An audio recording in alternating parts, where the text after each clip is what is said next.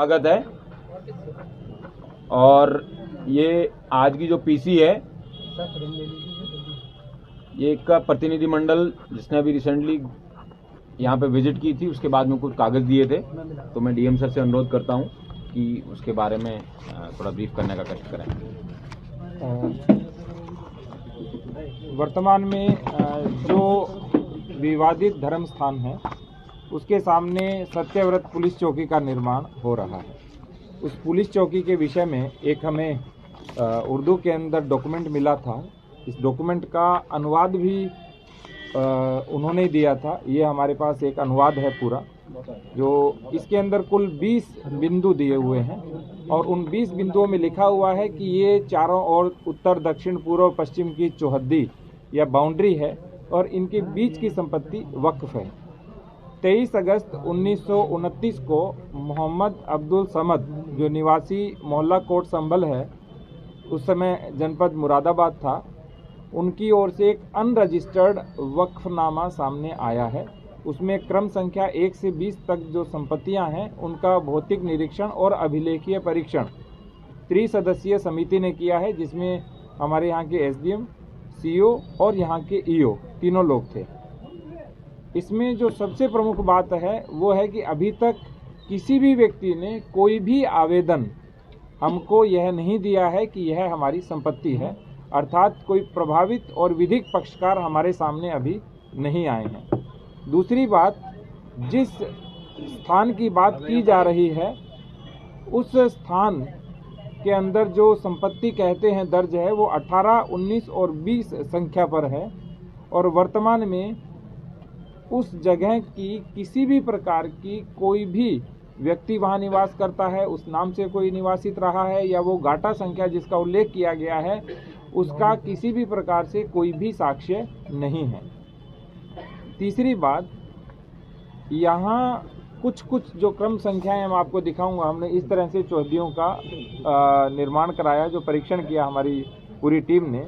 उन्होंने देखा कि जो क्रम संख्या 9 के ऊपर एक अंकित चौहद्दी है, तो ग्राम बिछोली तथा शेर खां सराय दोनों के बीच की दूरी 4 किलोमीटर है और बीच की 4 किलोमीटर की पूरी भूमि उसके अंदर वक्फ के रूप में लिखी हुई है, जो अनरजिस्टर्ड, बिना आवेदनकर्ता और बिना किसी स्वामी के है।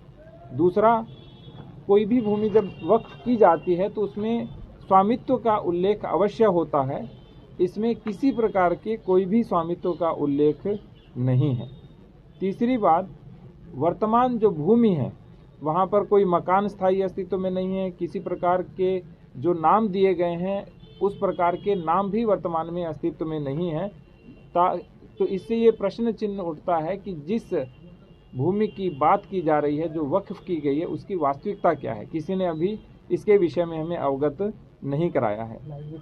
उस वक्फनामे को देखें तो जनपद संभल की हजारों बीघा भूमि का बैनामा कर दिया गया है, जबकि मोहम्मद अब्दुल समद की अपनी संपत्ति का उसमें कोई उल्लेख नहीं है।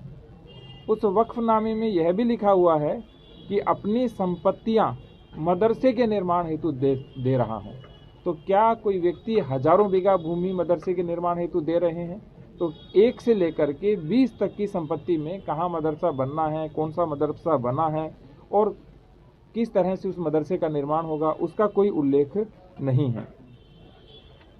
इसके बाद जो नगर पालिका के आसपास का क्षेत्र जितना भी है हमारा, जिसमें सारे सरकारी स्थान हैं, जिसमें तहसील है, पुलिस थाना है, पुलिस चौकियां हैं, डाकघर है और जो विवादित धर्म स्थल है, श्री कल्की मंदिर है, वो भी उन चौहद्दियों के बीच में ही आता है। तो जो अनरजिस्टर्ड, अनवेरीफाइड जो बैनामा है और जो 50 रुपये के स्टाम्प के ऊपर दिया गया है, तो उसके अंदर सारी संपत्तियां भी एक तरह से वक्फ के रूप में लिखी हुई हैं।